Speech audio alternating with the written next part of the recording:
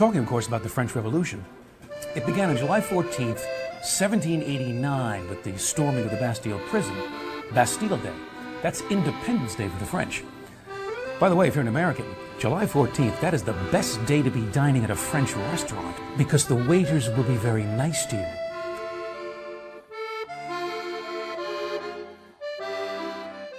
Back to our story. The French Revolution began with a rage against absolute power. It ended with a government powerless to govern. It ended with a man on horseback, with a dictator for life. There were two political revolutions for freedom in the 18th century. The one that began in Paris collapsed into tyranny. But there was another revolution launched here in Philadelphia in 1776. We hold these truths to be self-evident, that all men are created equal, that they are endowed by their Creator with certain unalienable rights, that among these are life, liberty, and the pursuit of happiness.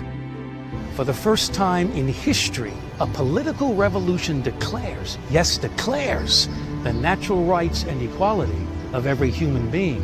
Universal rights that can't be taken away because they come from the hand of God. Yeah, unlike those goddamn frogs. I don't know where they even think rights come from. Yeah, that's probably from like those fancy things they cook. I think that's why it's been so difficult to strip away our rights, right? Because they come from God.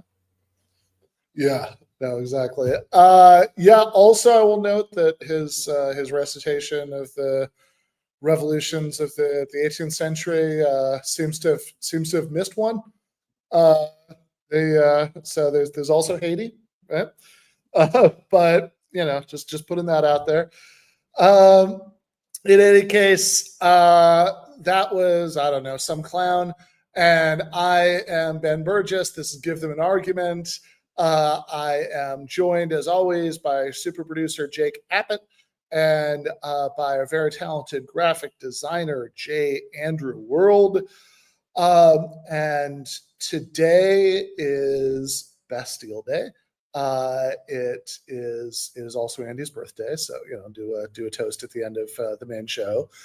And in the post game for patrons, we are bound and determined to finally stop our death march through Jordan Peterson versus 20 Atheists. We will watch the last of that tonight, even if it kills us, which it very well might. But before that, in the main show, we have an interview with Steve Paxton, who I have known for a few years from various contexts, but this is his first time on the show. And he's written a couple of books, but the one that I'm talking to him about is How Capitalism Ends, since that seemed like very Bastille Day appropriate content. And yeah, Steve is in the UK, so it's like 4 a.m. or something right now. I'm not sure, but it's certainly not a reasonable time to podcast. So we recorded the conversation earlier today. We will be playing that in just a minute, but right now I did just want to share this. So Jake, you're a New York City voter.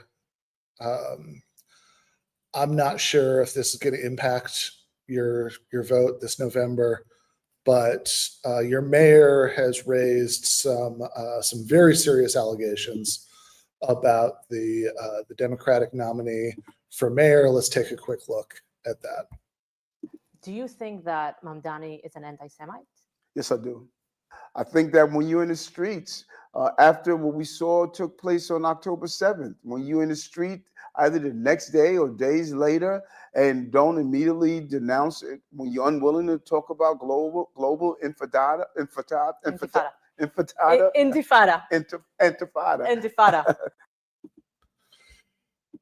Yeah, there's at least one of those words that Zoran wasn't willing to denounce. I mean, I will never denounce the global empanada. I think it's admirable that our current mayor can't even bring himself to say the word. That's how much he. That's how opposed he is to it. Yeah, it's disgusting. It's like Voldemort or something. Yeah. But lots to chew over. I'm gonna get on my WhatsApp threads with all the Jews I know, right? And we decide what is and what isn't anti-Semitic. I think most of us did vote Zoran, the ones I know. But this is gonna make some waves, so we'll see. Yeah, no, that's fair. I mean, at this point, you've got to do what you got to do. There's also, I've also been seeing a lot of, now these aren't as well sourced as that.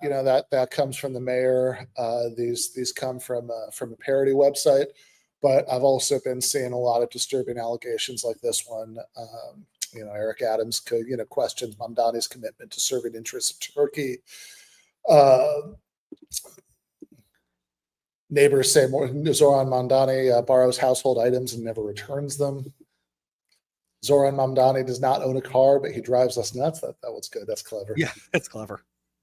In Mamdani, some Democrats recoil at sight of popularity. Mamdani, champion of city-run grocery stores, member of Wegmans Shoppers Club. That's all right. You go back there before? So I'm just saying that's I mean, like a less hypocritical Mamdani would shop currently at this hypothetical city-owned grocery stores. Yeah, I feel like these member clubs are like probably the closest thing you could get right now in New York to even though it's not a real headline. We should maybe clarify. I don't know if we discussed in the show kind of what that website is parodying, is that the New York Times had this gotcha piece about how Zoran marked African American and Asian on one of his college apps, despite the fact that he is quite literally born in Africa and American and of Asian descent. And also, I believe there was a add more information spot where he spelled all that out. But and also, by the way, my favorite thing about that, well, other than the fact that, as I understand it, like this was information from a hack from like an honest to God internet Nazi, and they didn't feel the need to mention that. But my favorite thing about this, scandal of the century about Mamdani's Columbia application, which is what this was, right? That was the Columbia admissions data, is that it's a college admissions scandal about a college he didn't get into.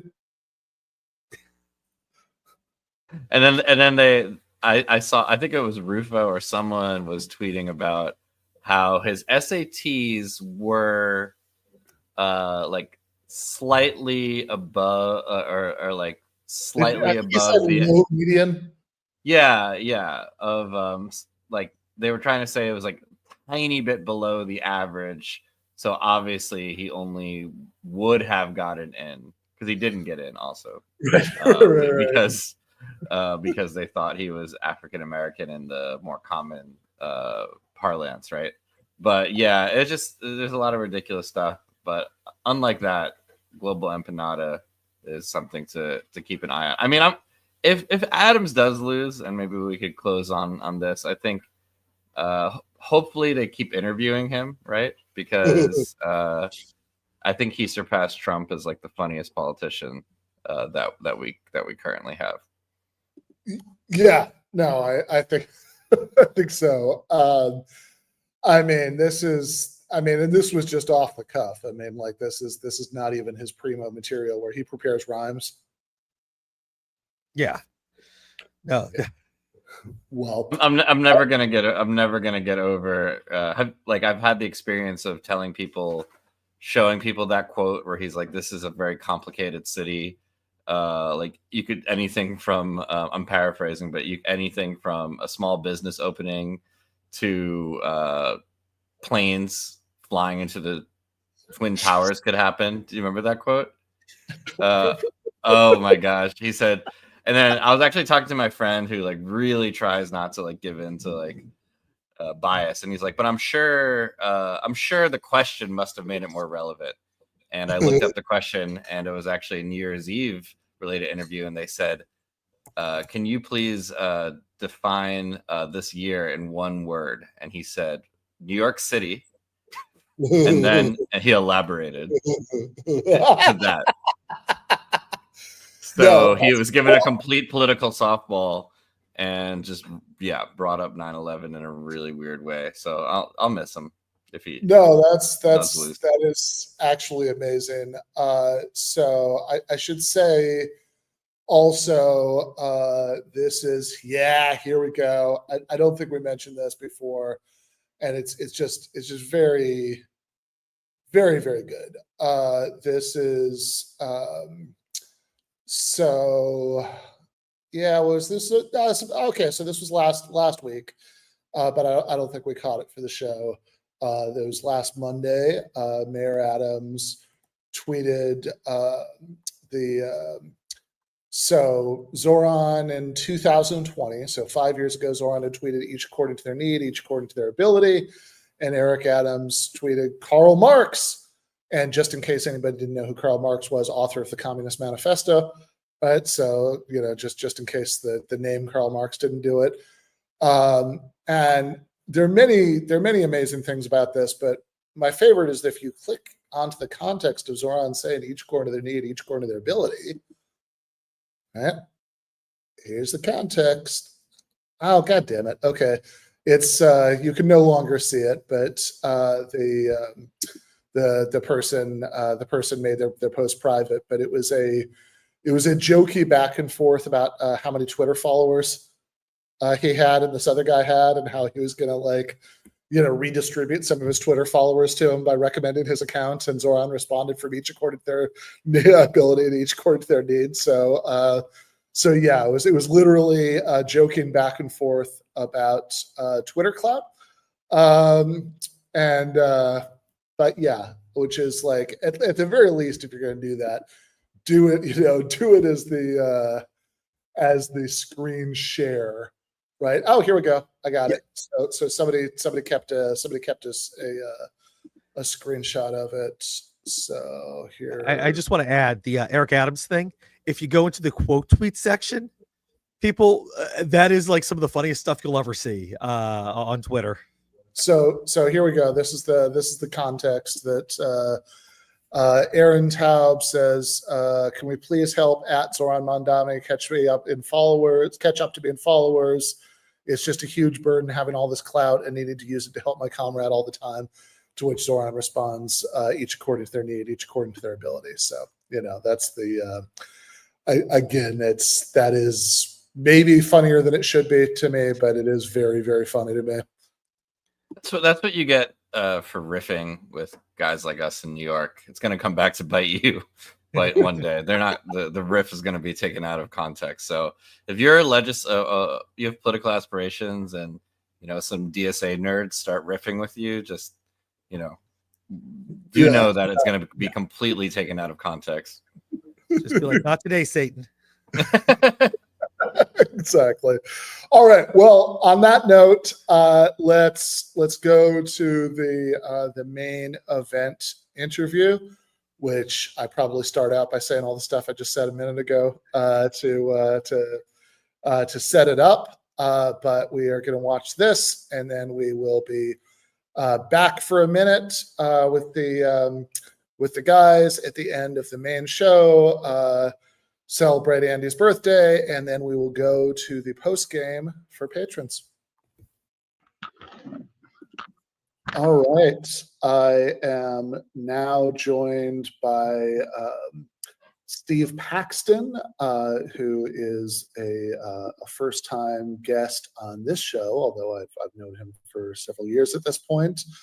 And he is the author of a couple of books, but the one that we're going to talk about tonight is this one, How Capitalism Ends, History, Ideology, and Progress, since today is Bastille Day, and so I think that it's sort of appropriate for to take the day to think about how old regimes of power sometimes end, and can be overcome and replaced with something else, and how that might happen again. So thank you so much, Steve, for joining me. Hi, glad to be here. So before we get into the book, I should say that for anybody who's seeing you here for the first time, that over the among many other things that you've done, at one point you did graduate work at Oxford with the patron saint of this YouTube channel, Gerald Cohen, and I think his influence is certainly all over this book. And just because he is a thinker I've talked about so many times on the show, I think it might be interesting just to kind of start with a couple of minutes about that. Sure. Do you want me to get? Yeah. Well, I kind of came across Jerry Cohen when I read Karl Marx's Theory of History, his major work, when I was doing a politics degree, undergraduate, and I think it was a bit of a turning point for me with Marx, because I'd kind of looked at Marx, not really got into it. Obviously, there's lots of stuff that I think that would agree with it, but I didn't really get on board with the kind of position of taking Marxism that seriously. It seemed not that relevant to the way that I understood the way the world worked. But when I read Cohen's version of it, then that really kind of switched me on to having another look at Marx and thinking, is that maybe there's something there that I've missed. And I think, and some people will say, well, that's because he's misrepresenting Marx. Personally, I don't actually think he is, but also I don't really care. I think if insights are insights, and wherever you get them, it isn't really that important. And I think partly that's one thing that I kind of agree with Cohen on, is that Marx's writings are a tool to help us understand things, and to the extent that they do, great, and to the extent that they don't, then that's fine as well. We don't have to become kind of obsessively defensive about everything that Marx ever said. And I tend to, for that reason, kind of refrain. I don't call myself a Marxist really, because I think that just invites backing yourself into a corner of defending something that you don't really want to defend just because Marx said it and you're supposed to be a Marxist. I just think take what you like, take what's good, what appeals to you from Marxism, what helps you understand the work from Marx's writing, and don't worry about the rest. But then, so I think that was my third year of my degree, so I had to start thinking about what to do next. And I'd written a few things about Marxist theory of history and the Soviet Union, and this is why I was kind of this is how come I'd come across Cohen's book. And someone suggested to me that maybe there was a PhD thesis in there, so that sounded like a good idea, sounded something really interesting to do. So I wrote to Cohen and said, how do you fancy being my supervisor? And he was really keen. To the point that, he really helped me out, as well as being, somebody that really resonates with me in terms of his theoretical work. He's just a really nice guy as well. He really helped me out. There was no funding available at that time for, you'll be surprised to know, in Thatcher's Britain, that there wasn't any funding for a PhD thesis on Marxist theory just after the collapse of the Soviet Union. So I couldn't afford the fees for Oxford. Oxford, the normal fees are £2,000, but because it's Oxford, or they were then, this is how long ago this was, because it's Oxford, you have to be a member of a college as well, so there's another £2,000 for that. And there was no way of getting the amount down by doing part-time work or anything. So Cohen kind of hatched this plan where I would be registered as a part-time student at Oxford Brookes and only have to pay £600 a year fees, but I would still be a member of All Souls College and studying under him, with him as my main supervisor. So he kind of really went out of his way, didn't need to do any of that, but his influence swung that. So I started studying under him, and I think it all went really well, and I really enjoyed it. But the problem with it was I had two young kids. I'd been a student for some years by this point. After about 3 years of this doctoral research, I just found I was spending most of my time kind of doing other work to bring I was working on building sites, I was working in shops, all kinds of things. And it just was something that was rumbling around in the back of my head, never getting the attention it needed.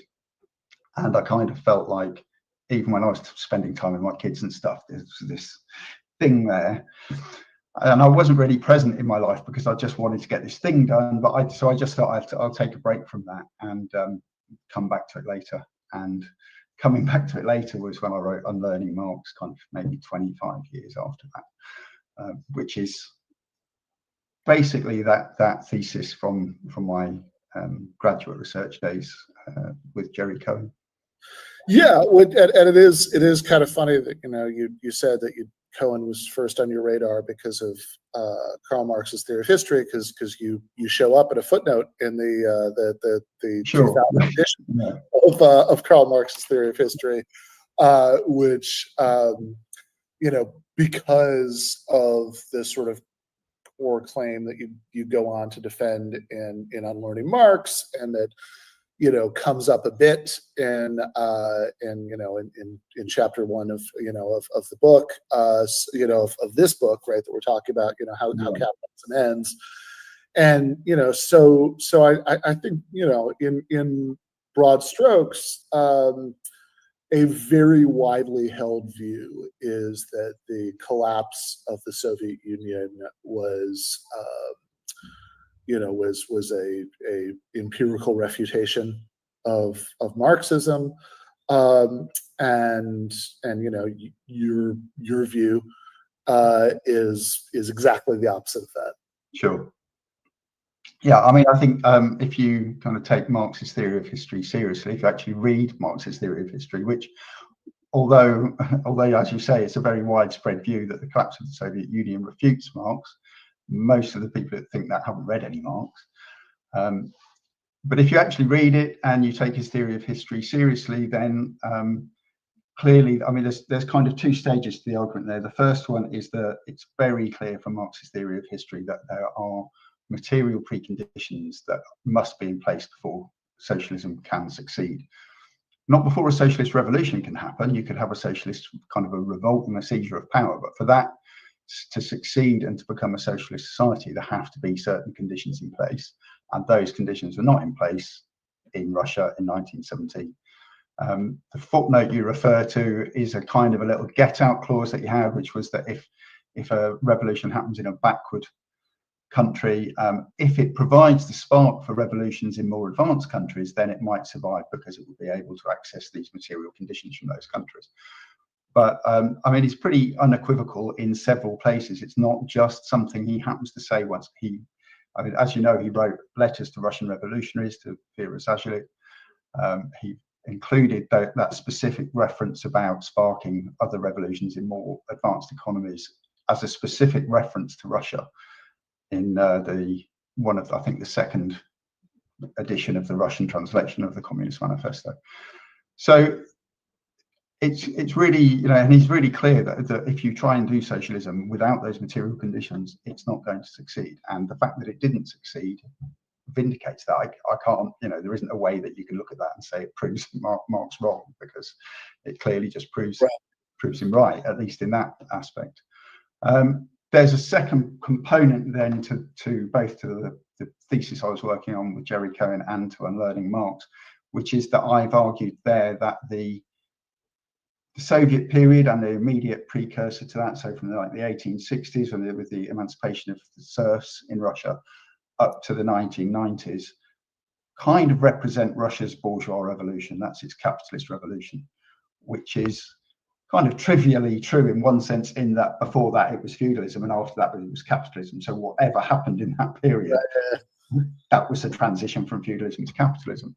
But more than that, it's true that there are loads of parallels in there between how Marx describes that process of transitioning from feudalism to capitalism in England from kind of 1500 to 1850. There are loads of parallels with the actual changing material conditions in Russia between 1860 and 1990 that made capitalism possible. It wasn't possible in 1917, and it became, by 1990 it was possible, and that's where it went. Yeah, right. So this is yeah. I guess this is actually chapter chapter 2 of the book. You've got a little subsection called the Russian Road to Capitalism, and so I think it might be worth kind of taking a step back to to think about capitalism more broadly, right? Since I think one of the like one of the certainly the enduring themes of Marx's work is that capitalism is this historically transitory thing that that it hasn't always existed, won't always, which of course is the title of your book, right? How capitalism ends. But I guess it is worth sort of taking a moment on some of what you say in the first couple chapters about how capitalism comes into existence in the first place, and related to that, I mean, like what we even mean when we talk about capitalism, because there's a very there's a very widespread tendency, certainly among defenders and apologists for capitalism, to just sort of equate capitalism with markets, commercial transactions of any kind, right? It's like, oh, you say you don't like capitalism, but here you are selling books, and which I think is very closely related. I mean, even though of course markets themselves haven't existed for anything like all of human history, but I think it's very closely related to this kind of propagandistic view according to which capitalism is just this kind of natural state that just crops up like a weed every time you don't have collectivist intervention to stamp it out, right? Whereas I think if you're a little bit more careful about what we mean by capitalism, right? I mean, this is a very recent historical development, and you tell a pretty specific story about like how capitalism came to be and how it came to dominate the world. Sure. Yeah. I mean, I think one of the things I say in the book is I own the definition of capitalism. Neither does Marx or anyone else. But the one that I use, the way that I define capitalism, is and it is one of the ways in which Marx defines capitalism, is as an economic structure. So an economic structure is the sum of production relations in a society, and the production relations are basically who owns what in terms of material means of production and material resources, productive resources, really. Excuse me. So you have this, I know your audience are pretty well versed in this kind of thing, but also it's not. There are lots of different ways Marxists talk about class. So just to kind of outline how I've interpreted class and how I've used that in this work, is that class really is just what you own. You are a proletarian if the only thing you own is your labor power, and you don't own any means of production. And one of the things that's really useful about that definition is that it separates out proletarians under capitalism from pre-capitalist producers, who often didn't own all of their labor power. Some of it was owned by their kind of local feudal superior. But also they weren't completely devoid of means of production. They didn't have ownership rights. They didn't have a plot of land that they could sell, but they did have occupancy rights, and they did have rights to use common resources like grazing animals on the common, or chopping firewood, or digging peat, or whatever. So it's a very different existence. Being at the bottom of the pile under feudalism was a different existence to being at the bottom of the pile under capitalism. And in some ways, being at the bottom of the pile under capitalism is better. It is an advance on some of the things about feudalism. You can go and live where you want. You can get married without asking someone else's permission. You can work for whoever you want. But on the other hand, you don't have anything. You don't own anything except your labor power. So you have to enter this relationship of this, what Marx considers an exploitative relationship of employment, because you've got, and it's exploitative partly because you don't have any choice under a pure free market capitalism. It's literally work or starve, and work means coming to a contract with somebody And if they know your option is starving, then they've got the upper hand in deciding how much you're going to get paid. As we've moved on, through capitalism, most societies have some kind of safety net that mitigates that total free market. So it's kind of work or just be destitute, or work or just be poor, or work and be poor in many circumstances. But I think so. Once you look at capitalism like that and feudalism like that, you can start to see the outlines of the period of transition, and you can see how the transition kind of came about. And it wasn't a kind of a sudden uprising like the Russian Revolution, or I'm going to say the French Revolution, but that's more complicated than it sounds. But it's Bastille Day, so we can get on to that.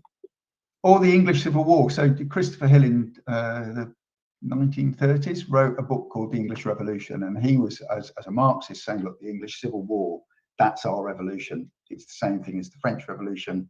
We deposed this, or what would be autocratic monarchy, and by the end of it, we kind of, and another 50 years later, we came out with a constitutional monarchy that was kind of set up to, it was subservient to the capitalist interest. So that was the transition from feudalism to capitalism. I prefer to take a longer view, and really, it's kind of, the word revolution always conjures up ideas of storming the Winter Palace and manning the barricades. But in fact, if you read Marx's description of the transition from feudalism to capitalism, and if you think of that as the revolution, it was the kind of the long-term technological changes and the way that people adapted to those that caused the revolution. Without those, the royalists would have just won the Civil War. So it was only because the capitalist interest had become so strong and was just feeling thwarted by all the way, everything about the way society was organized, that's why Marx calls it, there were fetters on their development, and these fetters had to be burst asunder. And that's really what happened in the Civil War and the other troubles in the late 17th century. So I think the process, you can see the process and I go through this a lot in the book, is there's significant technological development under feudalism. There's an agricultural revolution, which means that we produce more stuff. Once you start producing more stuff, then it means you can free up people, and you increase labor productivity and land productivity. That means you free up some of the workforce. And some of the landowners started then to put their operations on a more capitalist footing. The kind of the old feudal system was that people got their status through proximity to the crown, through the amount of land they owned, the amount of serfs they had. But there was this, with this new technology and improved productivity, there was this new kind of breed of landowners that kind of started seeing there was a market in land, and there was money to be made out of land, mainly through the new wool trade, which was great. You could make money out of land, but only if you had sheep on it, not people. So they started evicting people and not, using lots of kind of underhand ways of usurping these kind of age-old customs that people kind of had this possession of the land. And that kind of that whole process came to a head in the 17th century with the Civil Wars, the Glorious Revolution, the Act of Settlement. All of that kind of stuff was a process whereby the bourgeois interest kind of, it was developing this economic strength, and it was being thwarted by the political and social arrangements, which and then second half of the 17th century is when that was thrown off, basically, and they kind of took control of the politics and the social institutions, and were able then to, their economic power was sufficient to do that, but then also they consolidated that afterwards, and then capitalism really took off throughout the 18th century. Yeah, and I mean that long view of this is really interesting because you're right. I mean, Marx certainly gives us a long view of this. In the last part of Capital, when he's talking about the enclosures, and it's certainly one of the most gripping parts of the book, and but he's talking about like he'll say things like, it's like there's stuff in there about, like laws passed by Henry VIII, like it's a very, very long time frame. In fact, he has a line about in that section about the Parliament having acted as the trade union, for capitalist landowners for I don't remember how many centuries he says, but like a right, and it's and I mean that's really interesting, right? Because that suggests, I mean, it's certainly, I'm sure it's not his view that like England in 1500, right, was unambiguously capitalist. I mean, that would be a really strange thing to think, right? But it does suggest this very long, very ambiguous process of transition between the two, where things like the English Civil War, or on the other side of the channel, the French Revolution, right? That they are sort of big dramatic incidents, right? But they're big dramatic incidents within like a very long story of transition. Sure. I mean, I think you can see Parliament as, Parliament was largely, remember, there was the House of Lords and the House of Commons. The House of Commons was mainly people who were elected by maybe 2 or 3 landowners in their constituency. There was no, the franchise was tiny. So there's no kind of, it's not a democratic parliament. It represents an interest and it represents the gentry. And they were really the people that were trying to modernize their operations. It's much more complicated than there was a bunch of feudal barons who didn't want to modernize anything, and there was a bunch of the gentry. But and I think one of the criticisms of some of this view of that period of English history is that people think that you're trying to say everyone who was of this social rank thought this way and supported these things, and it was obviously much more complicated than that. But it was clear that Parliament was representing a modernising urge among the gentry that it represented. And it's interesting when you say enclosure, because enclosure, there were 2 kind of periods of enclosure. There's Tudor enclosure, which was because the Crown really had the upper hand over Parliament. It was able to. It was kind of against enclosure then, and it saw it as a bad thing. It was a kind of newfangled thing that the Crown wasn't interested in. Once the Civil War had happened and Parliament got the upper hand over the Crown, then that's when parliamentary enclosure took off, and 10.5 million acres were enclosed. And I mean, this kind of little bit of history comes up a lot in the later part of the book, talking about ideology, where capitalists kind of talk about the current distribution of ownership as if any attempt to redistribute wealth would be some kind of infringement of this natural order. But actually, it's a lot of it, not all of it, but a lot of it is just wealth that was stolen through parliamentary enclosure mostly between sort of 1650 and 1850. As it happens, I've got a book with me, which I get out of the library periodically. I've never seen one for sale. So, but I just want to show you, this is, I don't know if you've seen this book, it's called The Doomsday of Enclosure. And it's not a list of all the Enclosure Acts. Well, it is a list of all the Enclosure Acts, but it doesn't contain the acts, because the book, this huge book, literally just contains 1 line for each Enclosure Act. So I've just randomly opened it at Brislington, 395 acres in 1778, Tiddenham in Gloucestershire, 1764 acres in 1809. This is just, this whole book is just page after page after page of English villages, and it kind of, to people in America, it maybe doesn't resonate as much. But if you're in, you can come and look up every village you've lived in, or where you there's a nice pub that you go to, or somewhere where you work or drive through. They're all in here. All these villages with like 1,000 acres, 2,000 acres, 600 acres, that was literally just taken by the richest 1 or 2 families in the village, usually, sometimes by the church. In this area, I'm not far from Oxford University helped themselves to quite a lot of it.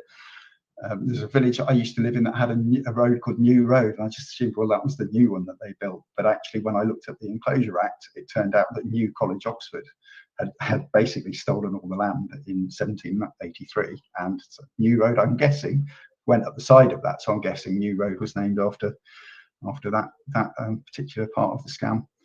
So it kind of, that's I mean, we're getting a bit ahead of ourselves with the enclosure.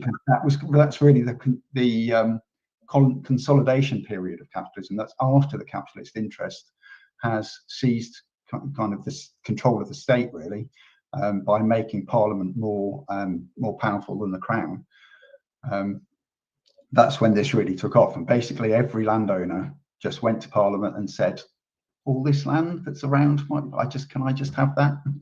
We'll do an act and that will be mine. And that was how 10.5 million acres came to be in the possession of the people who largely still own it.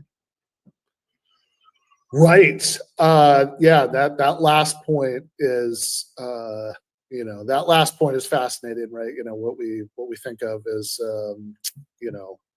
would people make distinctions here in the new world between old money and new money, right? The old money isn't nearly as old as all that, right? So that's really old money. So I guess to sort of start thinking about the primary theme of the book. What are the things that's been I've always, I guess, always since I read it, right, been so interested about Marx saying that about this sort of centuries-long process of transition to capitalism, is that there's an interesting disconnect maybe between the way he often talks about transition to socialism in a way that, at least on a rhetorical level, sort of suggests something very rapid, and that sort of Marx as a historian looking at one social system replacing another as this very this very long-term thing. And so in chapter 2 of book, you have this section 2.4 on revolution and reform, where you quote David Harvey saying something about how capitalism is too big to fail. You say by this he means that a sudden overthrow of capitalism would cause such disruptions to supply chains around the world that many of the most vulnerable people, the very people such an overthrow purports to help, would suffer catastrophic destruction to their lives. Well, this has been received by many on the anti-capitalist left as some sort of surrender or capitulation. It is no such thing, right? So and I know you go on to say that Harvey's position isn't exactly the same as yours, and certainly the way he's like framing things there isn't exactly the way that you would frame it. But could you speak to a little bit about the issue that's being raised in that Harvey comment, and then how you would think about this issue about reform and revolution? Sure. I mean, I think what Harvey's trying to say is many of the really things that go on in the world, and this is something, it's not capitalism bad. This is, even Marx was very, wax lyrical about how brilliantly productive capitalism was and how it created so much stuff that we all like to have and that kind of thing. And it also gave us some freedoms that we didn't have in the pre-capitalist era. But many of the achievements, we have as a kind of a species, we have created these enormously successful kind of humanitarian projects that help people that really need help all across the world. And all of those, many of those, probably all of them, are kind of intrinsically wrapped up with capitalist production and supply chains and labor situations and and funding. And if you just turn capitalism off overnight, then all of that goes to pieces, and all of that creates a lot of suffering for the people that we're supposed to be trying to help. So that are supposed to benefit from the end of capitalism. So it doesn't really kind of. I wouldn't have used his phrase capitalism is too big to fail, but I would say that we have to be quite careful about. You can't just dismantle a global system overnight and expect there not to be some terrible consequences of that. However, alongside that, with the broader question of revolution or reform, I kind of feel like that it's a common debate, and I feel like it's almost always framed in the wrong terms. it's framed in terms of means rather than ends. When people talk about revolution or reform, what they're usually talking about is, should we be throwing Molotov cocktails at Parliament or machine gunning the Spanish embassy? Or should we be writing to our MPs and joining trade unions and doing gradualist kind of improvements to the world? And that isn't the distinction. I don't think that's the distinction between revolution and reform. I think the distinction between revolution and reform is, do we have a revolution as in, do we accept that we have to fully move on from capitalism to something else?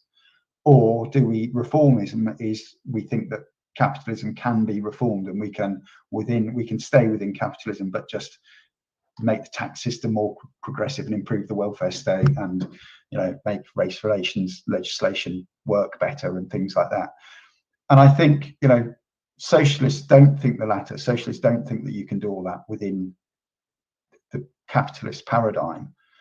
And so you do have to have a revolution and move on to socialism. But that is an entirely different question about what speed you get there, or what has to get broken along the way, or kind of what tactics or strategies you use to get to that point. And I think one of the problems is there are a lot of people among the online left who just want to be the leftist. And if you start saying, actually, no, I don't think we should be, you know, we shouldn't be doing this kind of sudden overthrow.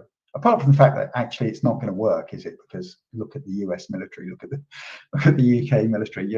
We're not going to be able to do that. But apart from the practication, if you start saying that you think, you know, a gradualist approach has, even if like it's a strategy, it has more chance of success, people start saying, oh, you're just a reformist, you know.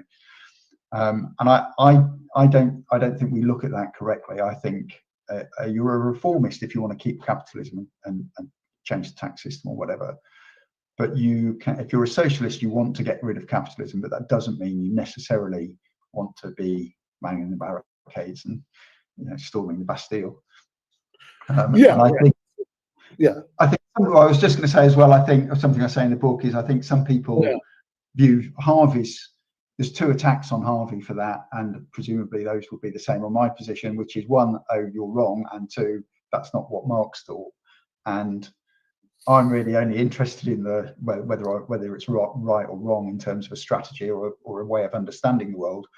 But just as a piece of interesting historical aside, Marx was very open to the idea of gradualist progress, and he died 10 years before any country had universal suffrage, but he never experienced kind of democracy. But if anything, he was like slightly kind of naively optimistic about what would happen if we had universal suffrage, because he was just like, well, if you get that, you can just vote socialism in. So that's obviously what the working classes will do.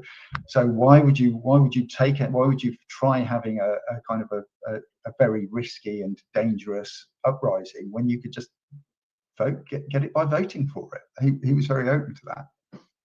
Yeah, I mean, certainly by the 1870s, right? You can find it on Marxist.org. There's something called the La Liberté speech, where to the First International, where he says, he says that, I mean, and yeah, as you said, I mean, it's not even actual universal suffrage, but that's like he's excited enough by universal-ish suffrage, right?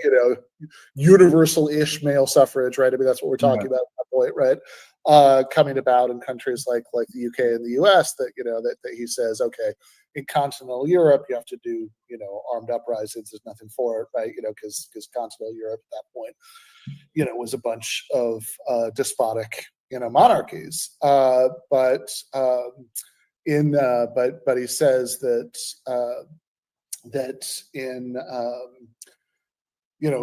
in countries like the US and the UK, right, like it could be possible to have a to sort of go through this this parliamentary path to socialism. And in other places, he raises the worry that, of course, the capitalists might respond to that violently, right? Like I think somewhere he used the analogy to the American slave owners rebelling when Lincoln is elected president.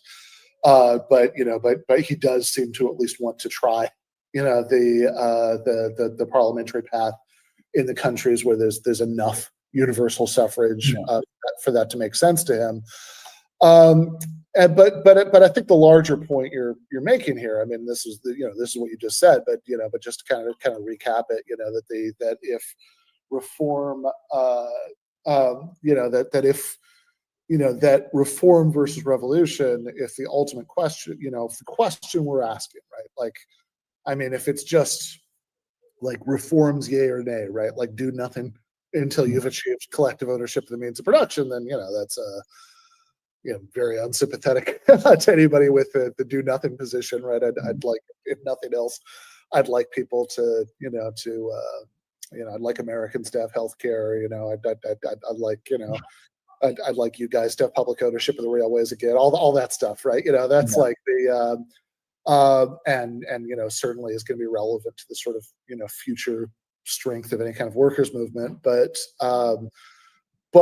if the real, like, if reform or revolution, like, you could be asking different questions, right? One question is, do we care about reform short of final revolutionary goal? But then the more interesting question maybe is I mean, is your final goal, right, a reformed capitalism or revolution, in the sense that you've replaced the current economic system with a different Sure. system?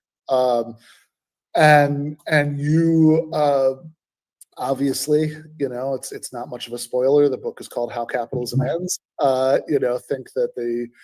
Think that the goal, can and should be to entirely replace capitalism.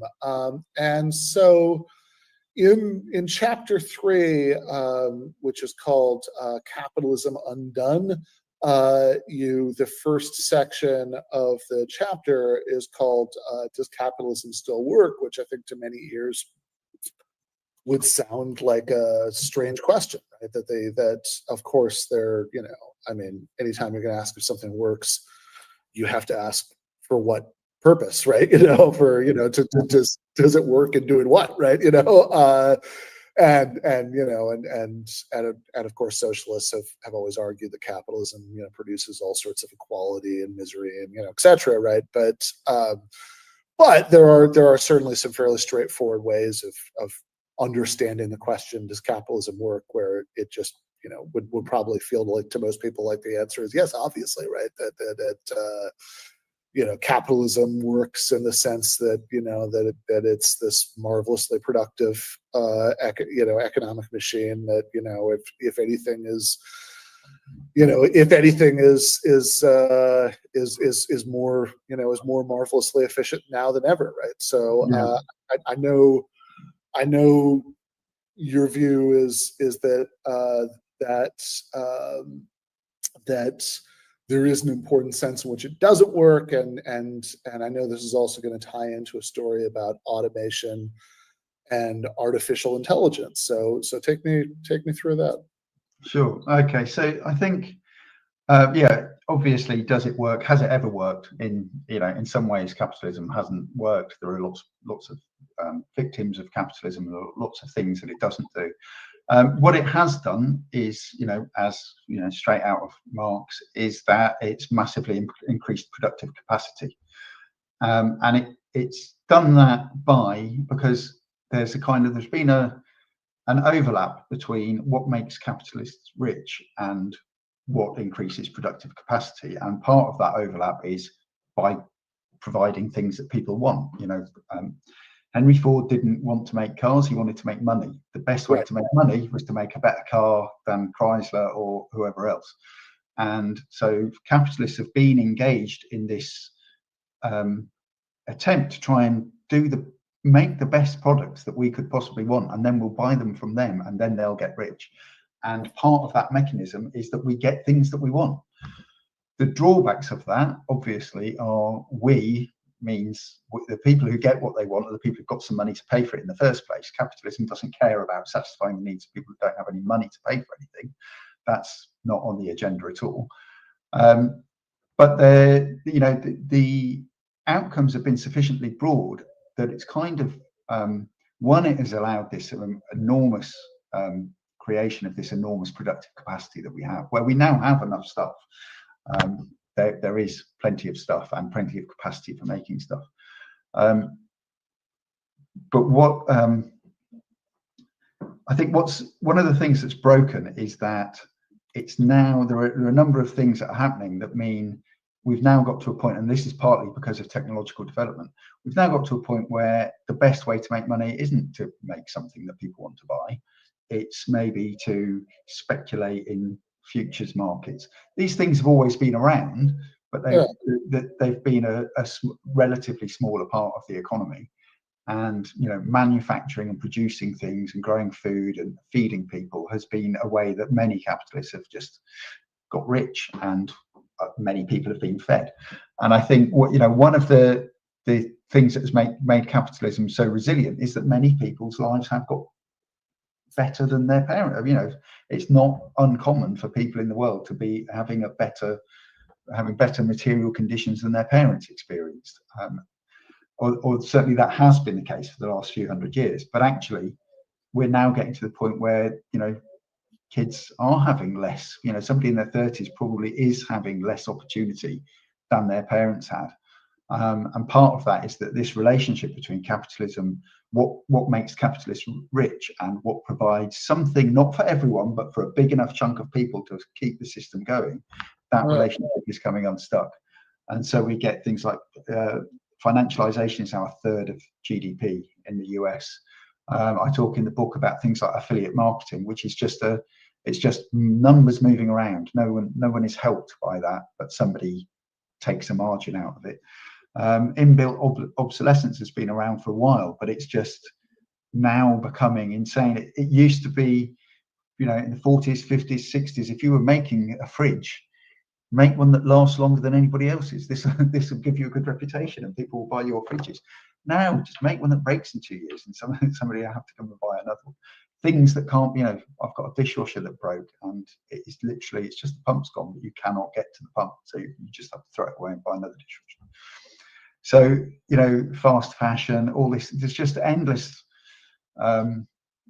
examples of things which have kind of always been there, but they're just all now hitting kind of tipping points. And along with that is that people now, like if you look at the really super rich people now, Bezos, Musk, people, they're not people that produce anything or invent anything or innovate. They're people that work out they do innovate. Their innovations are, how do I make money out of this transaction that's going on anyway? So all this kind of platform stuff that people talk about techno-feudalism with, which is another story for another day. Yeah, I mean, it is kind of funny to think about, like Peter Thiel, he had this famous phrase that so this is back when the character limit on Twitter was 140 characters, became 280, and now if you pay Elon Musk, you can just go on and on forever, But Thiel had this famous quote about how we were promised flying cars, and we got 140 characters, and which is a good line, but it's also really funny because he himself made made the original money through PayPal, which is just like a scheme to skim a little bit off the top and a bunch of petty transactions. Yeah. I mean, there's a Kurt Vonnegut book, God Bless You, Mr. Rosewater, where some old guy gives this advice to a young lawyer, which is just look out for when a massive amount of money is going to change hands, because you just need to skim a bit off of that.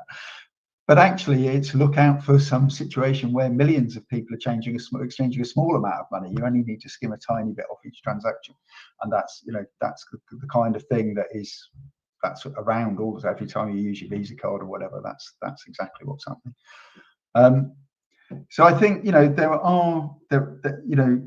does capitalism work is a question in the sense I mean it in the book. It's not does it work for everyone? Is it solving world hunger? Does it work in that? Is it self-perpetuating?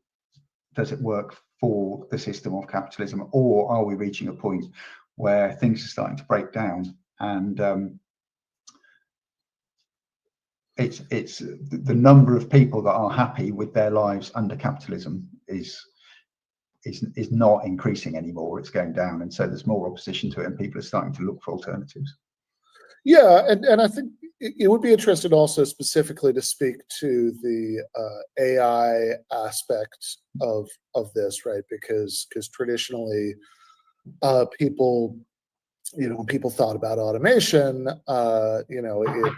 this was a problem primarily for blue collar, occupations, and you have all of this often kind of often condescending and ridiculous when you thought about the details, but I've also sort of like, okay, well, that's life, go back to school, get some get some skills, right? So these menial jobs that are being automated away, and and now with the rise of AI, I mean, you have the same fundamental dynamic that you've always had with automation, which is that under capitalism, which is that if the machines are owned by a class of people other than the workers, then if you only need 50% as much human labor as you did before, your incentive is very much not to slash, to like cut everybody's hours by 50%, but still pay them as much as you ever did, right?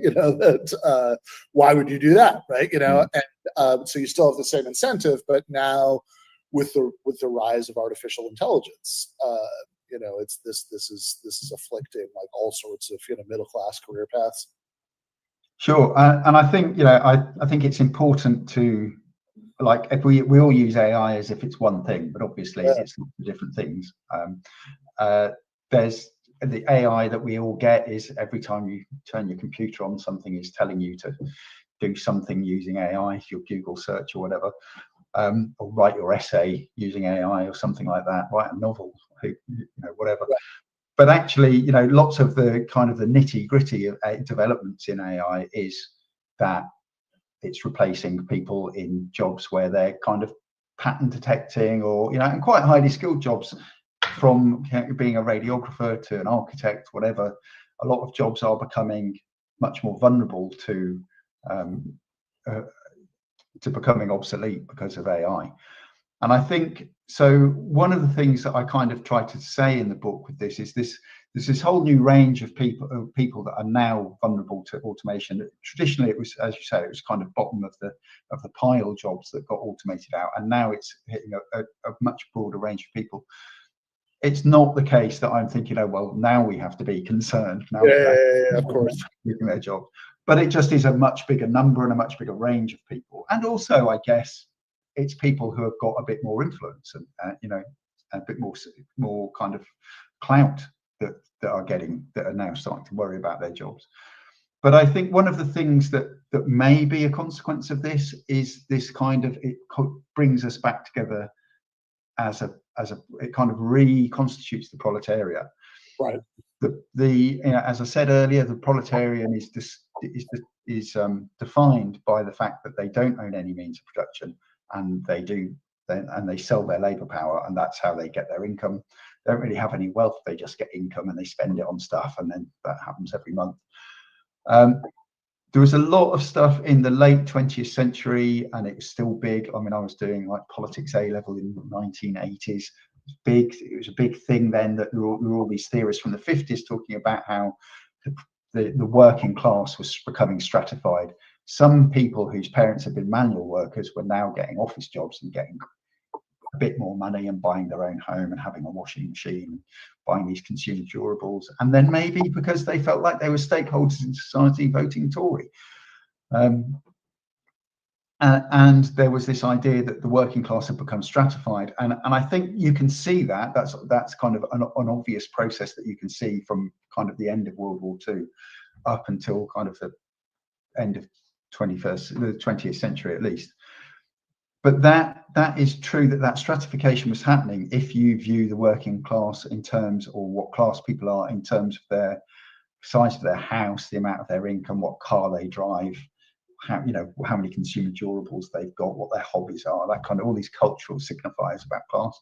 if you view people in that strictly kind of economic structural Marxist sense, which is not the only way that Marx talks about class, but it is one way, then if you have no means of production and you sell your labor power every week to get your wages or every month to get your salary, you are a proletarian. It doesn't matter if you're quite comfortably off. It doesn't matter if you're going on a skiing holiday every year. You are still a proletarian because that's your structural position.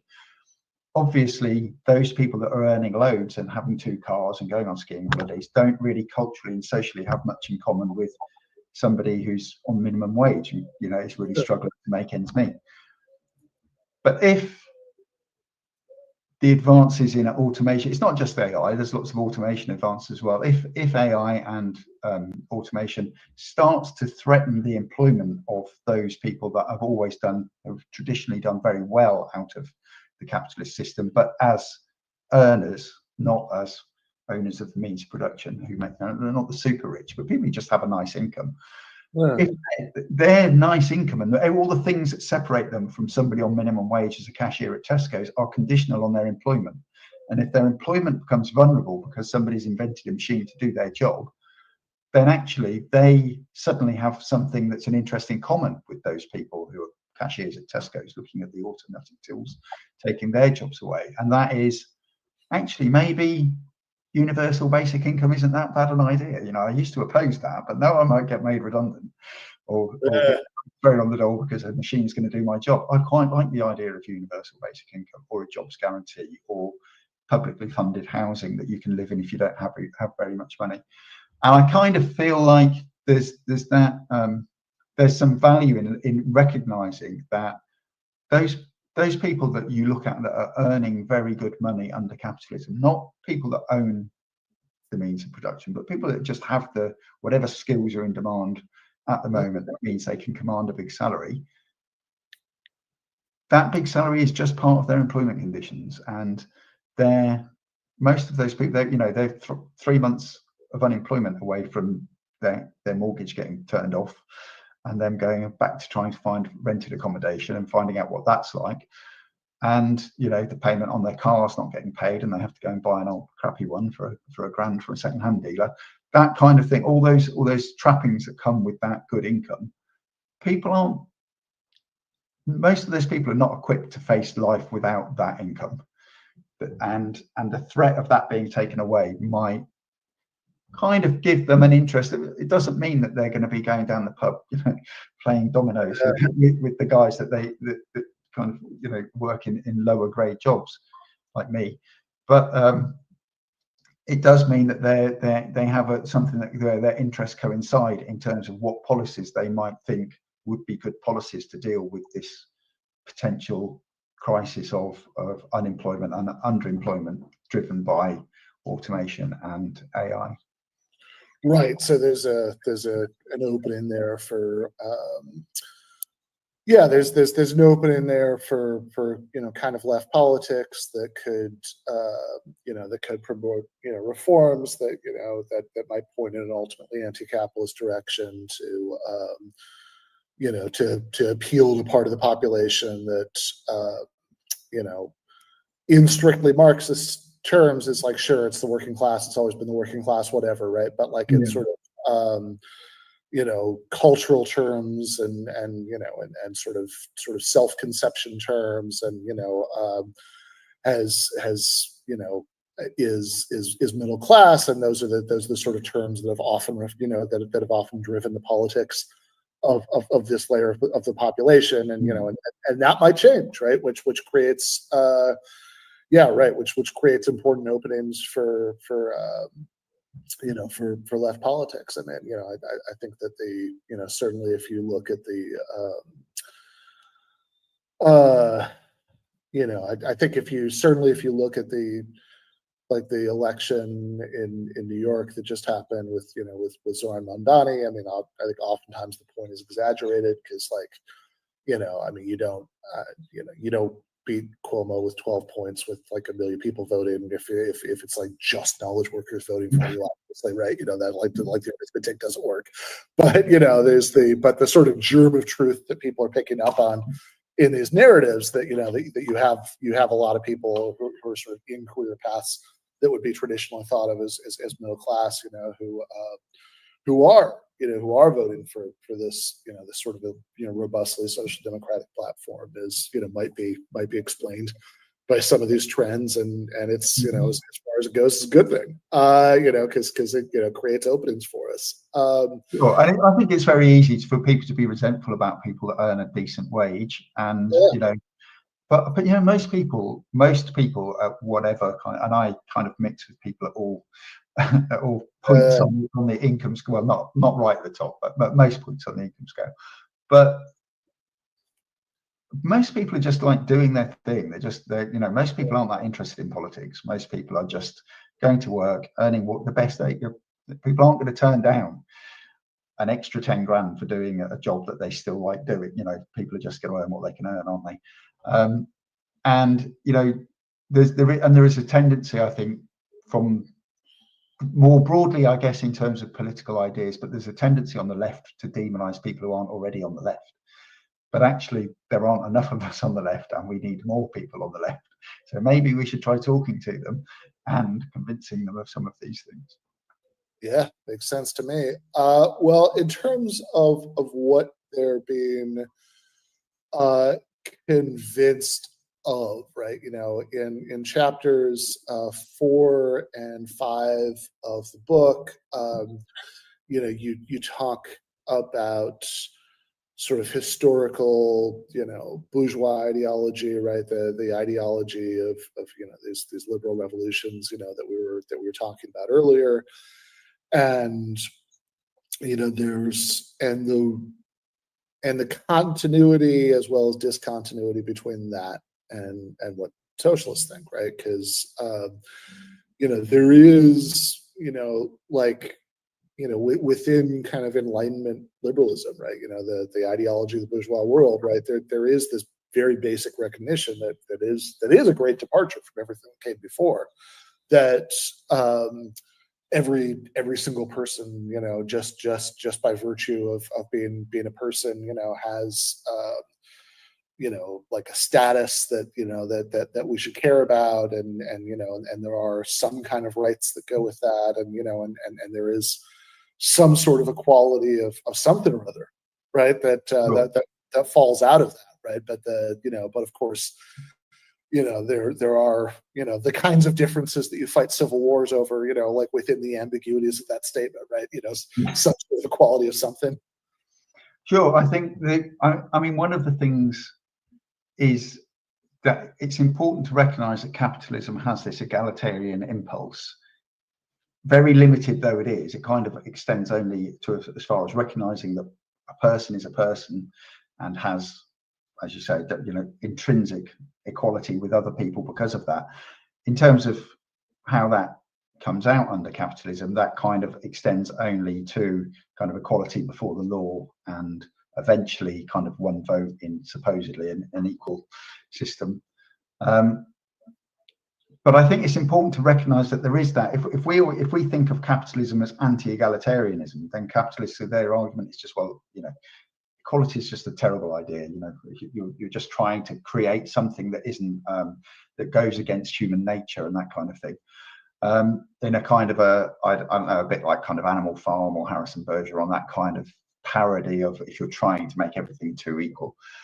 But if we recognize, or when we recognize, when we recognize that capitalism does require some equality among people, then capitalists can no longer just say, oh, equality is a terrible idea.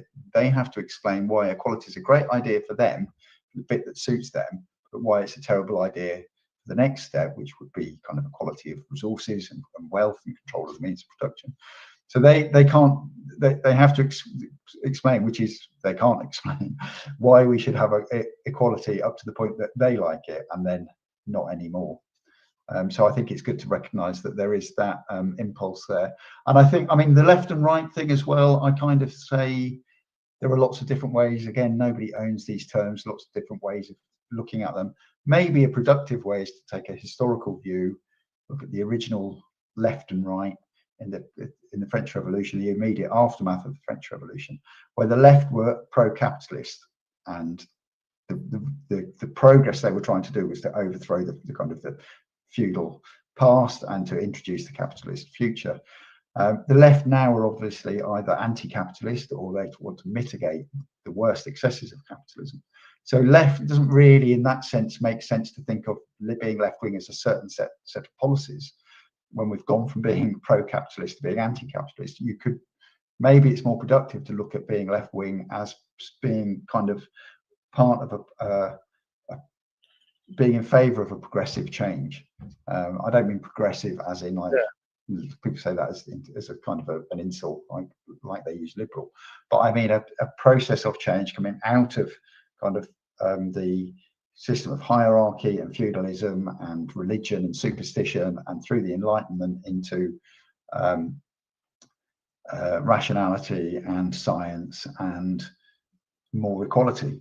And so I think, you know, that's useful because that again puts us in this position where capitalism is not just some bad system that causes lots of suffering. It's a part of a movement towards something better, and we need to kind of recognize that, harness the good bits that it's done, i.e. the massive advance in productive capacity, and focus on correcting the terrible bits that it's done, like massive inequality and 9 million people starving to death every year when we throw away 25% of the food we produce and all that kind of thing. So that's, you know, it's kind of just helps us kind of focus on what the changes are that we really do need to make.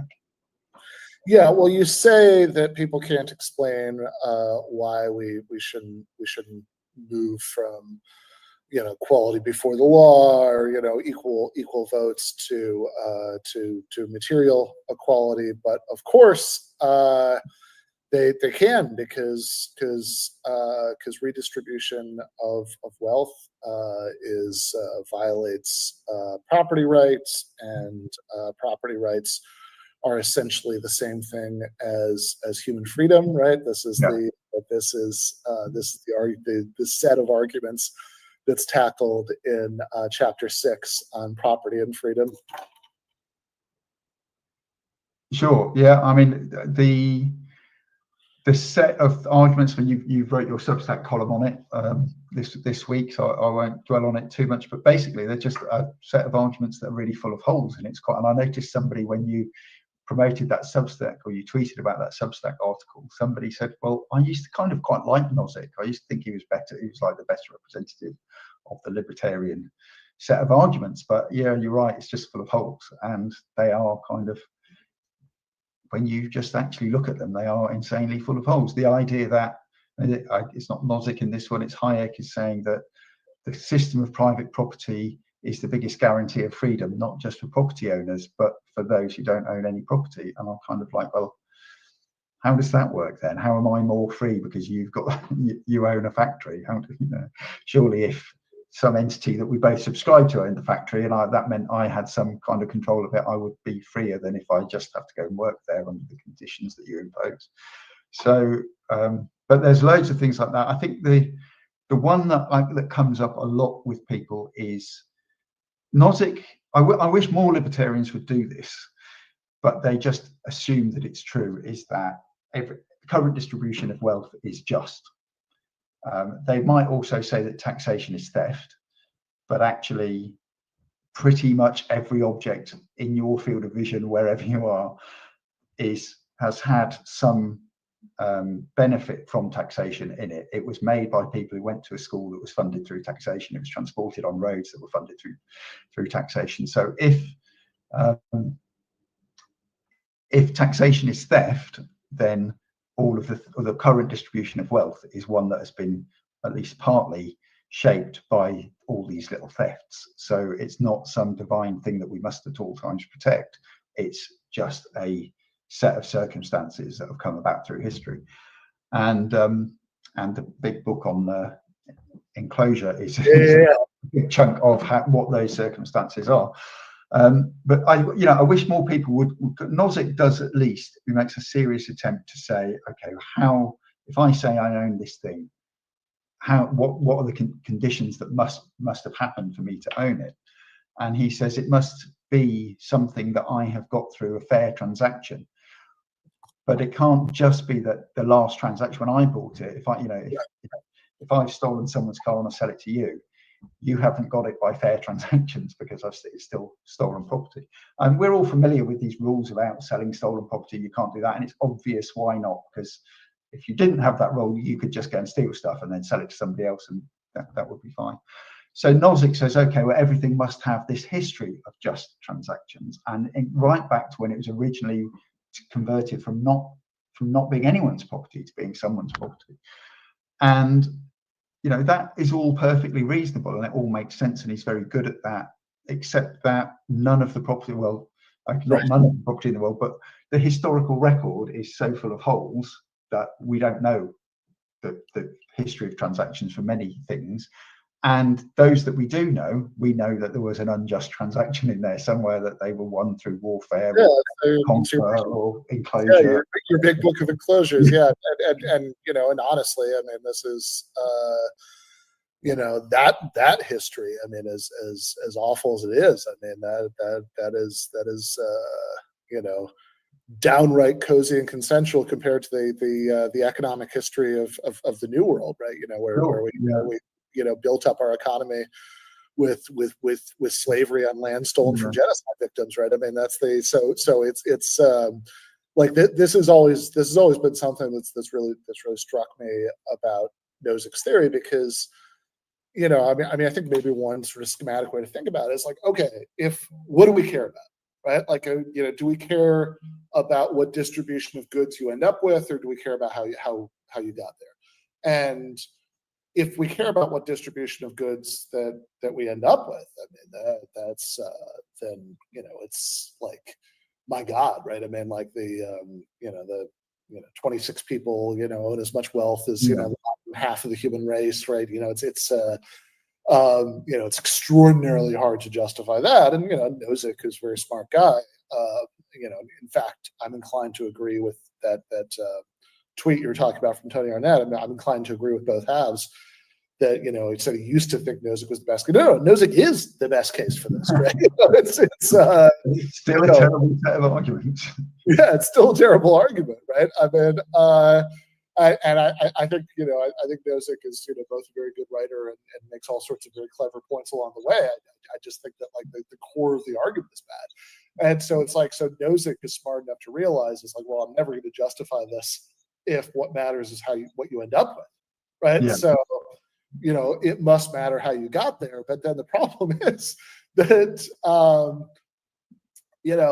if you have a theory of justice and holdings that's all about how holdings are just if you got there the right way, and the intention of the theory is to justify current distribution of wealth, or at least oppose any egalitarian reordering of wealth or the economic system, then most of it didn't. I mean, by your lights, by anybody's lights, right? Most of the stuff we know about did not ultimately come about the right way. Especially if you think all state interference in the economy is a terrible injustice. Yeah, I mean, that's the main thing about it, is that it's on his terms. It's according to the way if we accept everything that he says, he's still completely wrong about the current distribution of wealth. It's not that I'm saying one way of acquiring wealth is unjust. He's saying that way of acquiring wealth is unjust, but then he's resisting any change to that. He does have this his third point is after justice in transfer and justice in original acquisition, his third thing is justice in redistribution, isn't it? And he thinks we could correct the whole, any injustices that have happened, well, we'll go and correct them. But obviously we can't do that, because we don't know what there's enough murkiness there that we can't know how every piece of property came to its current owners. But also, what kind of calculations would you make to kind of the entire redistribution? That you couldn't restore the just owners. You would need some kind of supercomputer and a way of allocating. It's just not a feasible project in the real world. But also, if you could achieve these things that are completely impossible, then the next day there'd be a load of new people who've been born onto the planet. And is that, so we're saying it's just that everybody on the day that you did that thing, everybody alive gets what they're entitled to. And then the next day, if you're born the next day, then tough. You don't own any of the planet that gravity is going to make you stick to for your entire life. You don't own it to stick to, you've got to rent it off somebody else. That's, I don't know how anyone can see that as being a sensible proposition. Well, if we assume that it's not, then so redistribution is justified after all, and of course not just income redistribution, because one of the telling points you make against Nozick is that he often seems to suggest that like cash compensation is an acceptable way of compensating for distributions of property that reflect historical injustices. But of course, there's a world of difference between owning property, especially property in the means of production, and owning income, right? You like there's a reason why, right? If a future socialist government offered to cash compensation, right, in exchange for nationalizing the means of production, most of its owners would not be happy about that trade, right? So not just like income redistribution, but fundamental changes in property relations, right? So this is what the last few chapters of the book are about. What that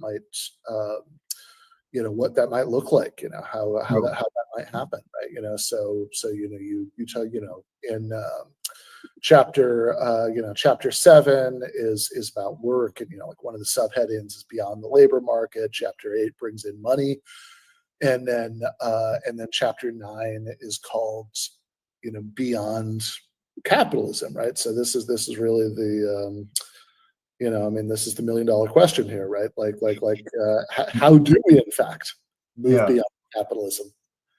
Well, I mean these are suggestions, and I think it's hard to know until you get into things. But I think that I do have some proposals in the book that I think are ways that are good ways of thinking about how we make this transition.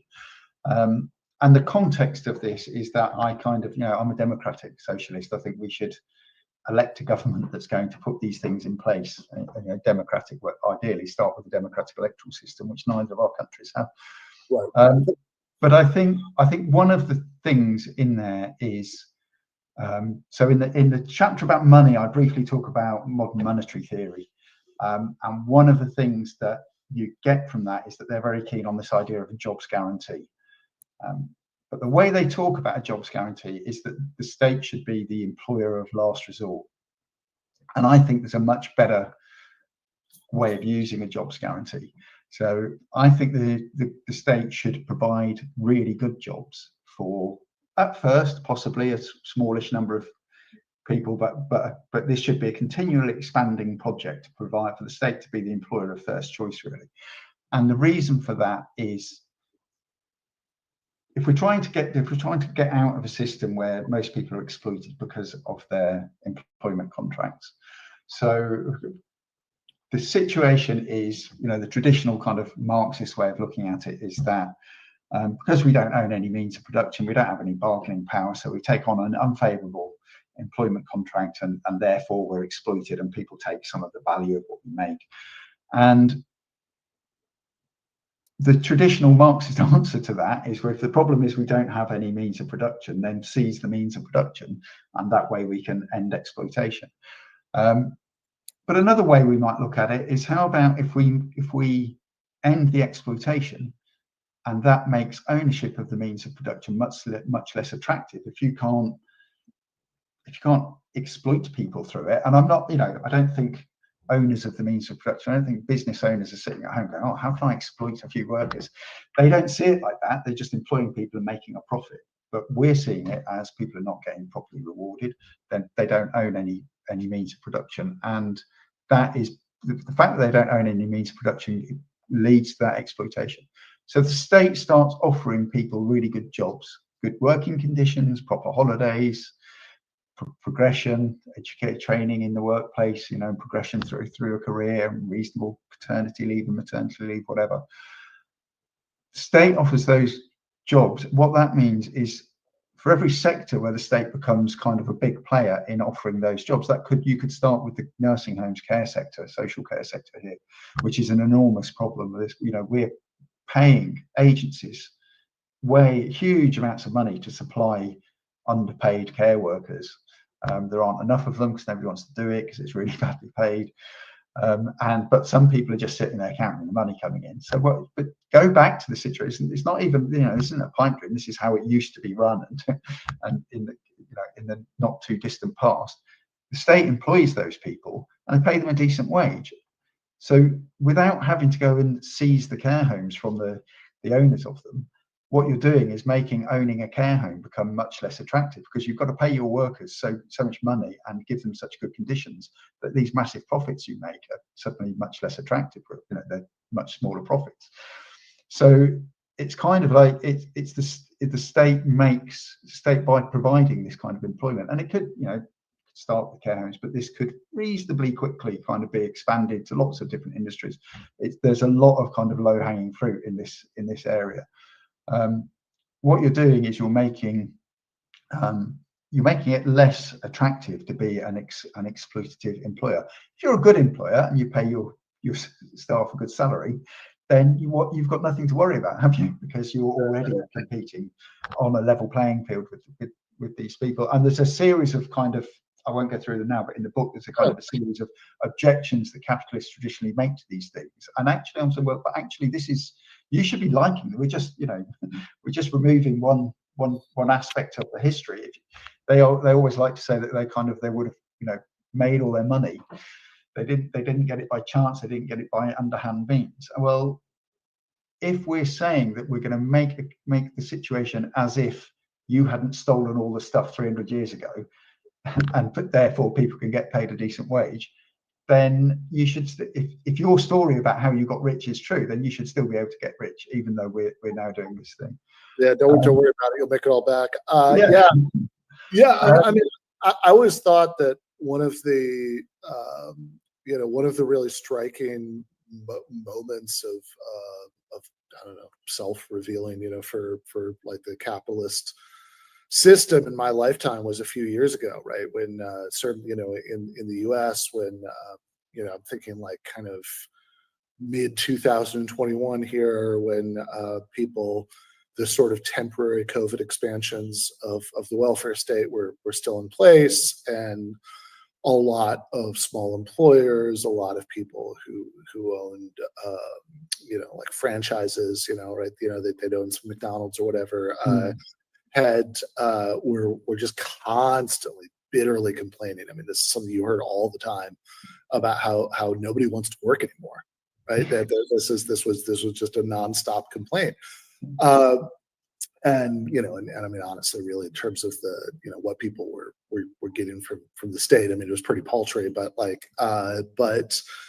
the premise of this was always fascinating to me, because it's like, okay, so you are angry right now at this state policy because it has robbed you of like what you see as your birthright to a labor force of people who are desperate enough to accept whatever wages that you're willing to offer them. I think particularly with that one, because it removes that exploitative element, or it makes it much less attractive and much harder for people to exploit workers. I think that one of that the state as a job guarantee, but really good jobs. I think that's a powerful thing. But on the same principle, you could do, if you do the same with housing. There's always debates about rent controls and dealing with landlordism and that kind of thing. Just build a load of houses and rent them to people for a reasonable amount of money, and repair them when they break. And the attractions of being a private landlord will just go out the window, because if you're a good private landlord, fine, you've got nothing to worry about. If you're giving somebody a decent place to live for a reasonable amount of money, then the competition isn't going to frighten you. We had a vote maybe 4 or 5 years ago in Parliament in the UK where the question was, should it be a legal requirement that rented property is fit for human habitation? And it was voted down. This is under the last Tory government. Now, of course, why should that be a requirement that it's fit for human habitation? So if you want to get rid of that kind of landlord, rent controls aren't going to do it. Fiddling around the edges, putting in that legislation isn't going to just. And this, again, it's when I say it sounds like really a blithe thing. I'll just build loads of houses and rent them out. But that's what we did after the war, under the Attlee government. And to be fair, Conservative governments after that too, right up until the 80s, is we built council houses, and it was relatively easy to find somewhere to live that wasn't terrible. There were problems. There were some like weird things going on with 60s architecture and high-rise buildings, and there were some places that were council houses that were terrible places to live.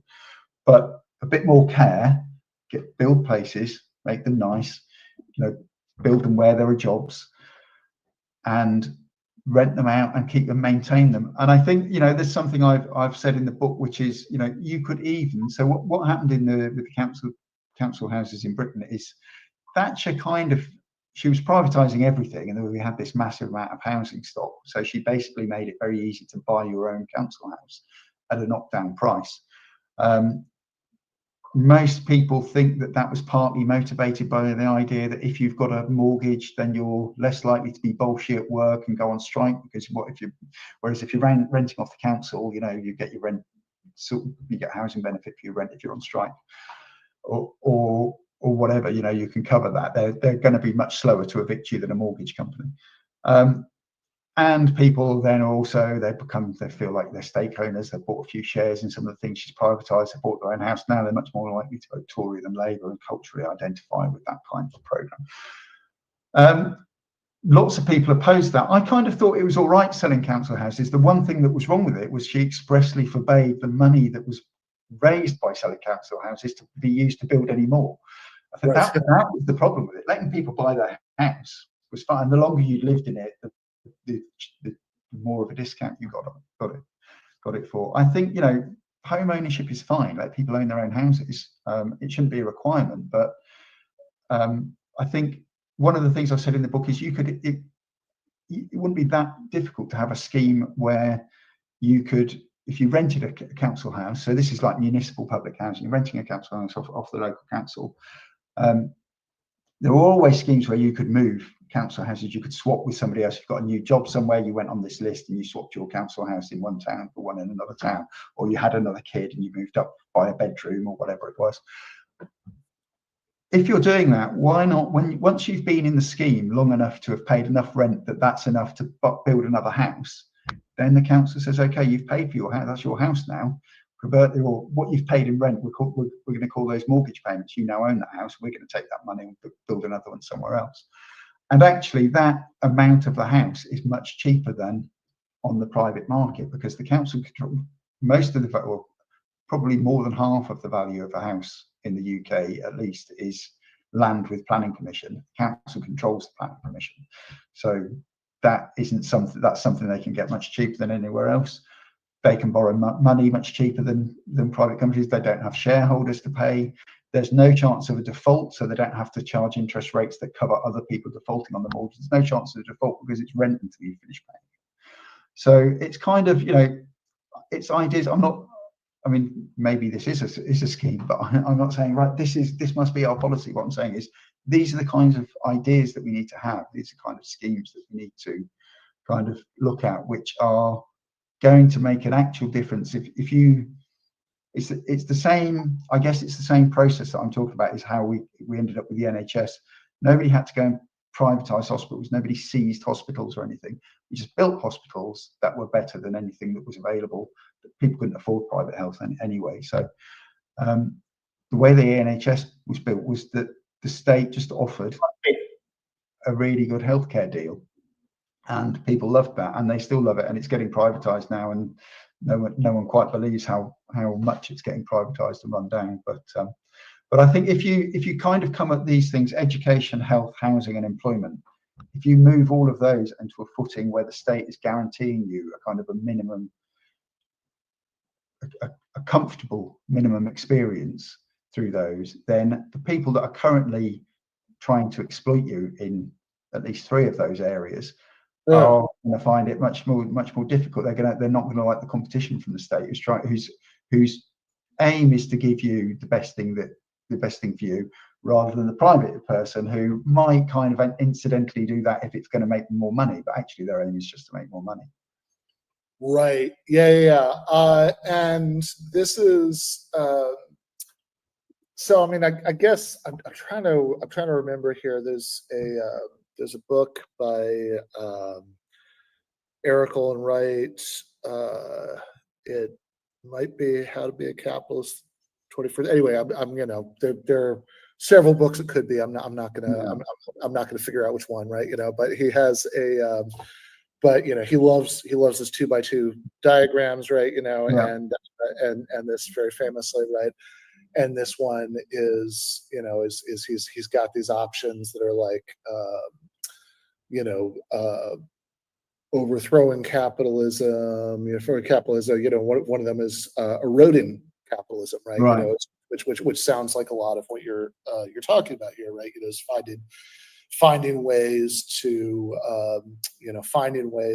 shift the balance of power away from capitalist employers, that you could imagine a sort of sufficiently activist socialist government doing in the future, that might contribute to a situation where the proportions of the means of production owned by private capitalists, and the proportions of the population who was working for those private capitalists could start to shift over time in ways that you eventually erode it so deeply that along the lines of our discussion at the beginning about the transition from feudalism to capitalism in England,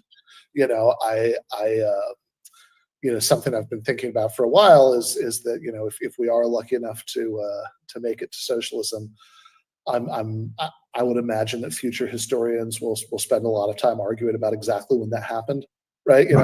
It's like, oh, it's like, oh no, I think the UK was basically living under socialism, by the year 2100. What are you talking about? Like half the population still worked for capitalist firms. Yeah, it's like that if that feels a lot more historically realistic to me. That could be a very sharp cutoff point. Sure, and I think as well in both cases, certainly in the transition from feudalism to capitalism, there were lots of kind of missteps and lots of things that looked promising in one direction and then didn't quite work, or 2 steps forward and 1 step back. And I think you could look at kind of post-war Britain from the end of World War II up to the Thatcher era as being like one really good step forward, a bit of maybe some missteps in there, but a lot was achieved there. And there's a lot of things that you could say, we could learn from those, and that we can draw on the successes of that. And you had a guest on the other week whose name I can't remember, but her book was Another America is Possible. Is that right? Is that the yeah, it's Another World is Possible. Lessons from around the world. It's Natasha Zapata. Yep. Right, and I think that full of great ideas, that things that are happening in places that are actually happening. When you sit on a podcast and you say, why don't we try this? They do sound like kind of pipe dream, weird kind of things, but actually many of these things are just happening in different countries around the world, and maybe putting them together in one place would be a good start. Yeah, absolutely. Well, the book, one more time, is How Capitalism Ends, History, Ideology, and Progress by Steve Paxton. And I should also say, before I let you go, it occurred to me a few minutes ago that it was kind of funny that as we started this conversation, that I was drinking coffee because we are pre-recording this considerably earlier in the day, and so I was just drinking out of this thing, but really I should be drinking it out of this, which is a tin camping cup that with the cover of G.A. Cohen's book "Why Not Socialism" on it. Which, if for anybody who's ever read that book, it starts out with an example about a camping trip to motivate the case for socialism. And when I saw Steve in person in the UK last year, he gave me this cup, so should really been drinking my coffee out of that. But thank you so much, Steve, for being so generous with your time, and we'll have to do this again. Sure, thanks for having me on.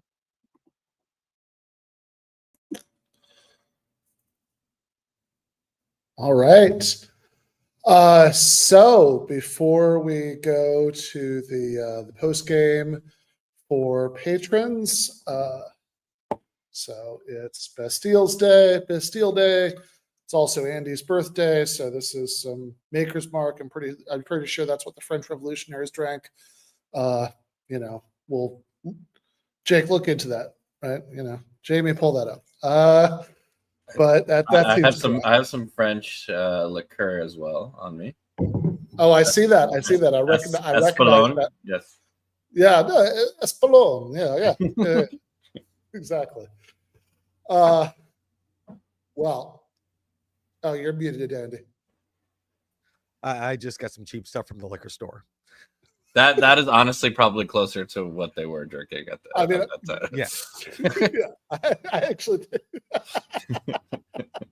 I mean, other than the cheapest stuff at the liquor store in Massachusetts in 2025 is probably pretty good compared to what the average Sans Culotte could drink comparison to the 1780s, but you're at least in the spirit of drinking the right thing. No. I mean, quite frankly, if I had my shit together, I would have reached out to my friend Scott, who actually is a connoisseur of cheap liquors, and really and this isn't a joke, but like he's actually found some great stuff under $10.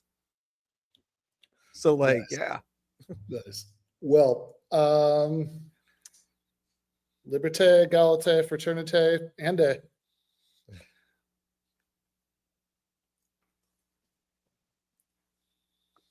Well, with that, we are going to go to the post game. For patrons, we have the last 28 minutes of Jordan Peterson versus 20 Atheists to watch. We have made a blood oath to get through the remainder of it tonight. So whatever that means, there's going to be a lot of stupid shit we're not going to stop for.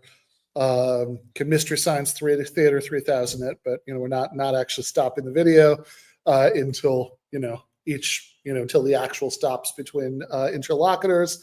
So we're going to go to that in the post game right now. If you are a GTAA patron, you should have a link to the post game in your inbox from about an hour ago, which is actually closer to being an accurate estimate of the time than usual. And if you are not a patron, no time like the present to get your life right and rectify that. So again, that is patreon.com/Ben Burgis. $5 a month. You can get access to every patron exclusive post game. Sometimes we post stuff early on the Patreon. Sometimes exclusively. You get access to the Discord server. Most of all, you keep everybody on the screen in cheap liquor, and support what we're doing here. So if you like the show, you want to keep it going, please do consider doing that. So if you are one of the best people in the world and you're a GTAA patron, I will see you in about 30 seconds in the post game. If not, I will see you next Monday when we are going to have Nicholas Rusalis, who is actually also a G.A. Cohen student at Oxford, who is going to be talking about his book, Exploitation as Domination, which is a really interesting book. Also had to pre-record that because he's also in a time zone that it's not going to work for, so it already happened, but it's a really good discussion. But again, if you are a patron, we will see you in about 30 seconds. Left is best.